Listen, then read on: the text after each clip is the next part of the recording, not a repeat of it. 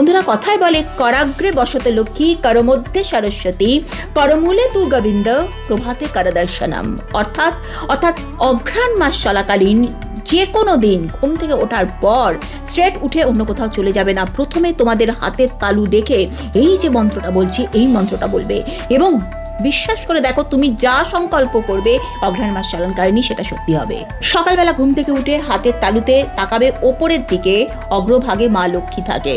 মা লক্ষ্মী কিসের প্রতীক? ধন, সম্পদ, সৌভাগ্যের প্রতীক। মাঝখানে থাকে মা লক্ষ্মী, আর জ্ঞান, বিদ্যা, বুদ্ধি ছাড়া কোনো আশীর্বাদই পূর্ণ হয় না। আর নিচে থাকেন স্বয়ং শ্রী হরি বিষ্ণু, যিনি আমাদের রক্ষা করছেন, আমাদেরকে স্থির রেখেছেন। সকালবেলা ঘুম থেকে উঠে অঘ্রাণ মাসের যদি পারো প্রত্যেক দিন অষ্টাক্ষর মন্ত্র ওং নমো নারায়ণ, অর্থাৎ আমি ভগবান নারায়ণের কাছে মাথা নত করছি, বা দ্বাদশাক্ষর মন্ত্র ওং নমো ভগবতে বাসুদেবায় নমো, অর্থাৎ আমি ভগবান শ্রীহরি বিষ্ণুর কাছে মাথা নত করছি।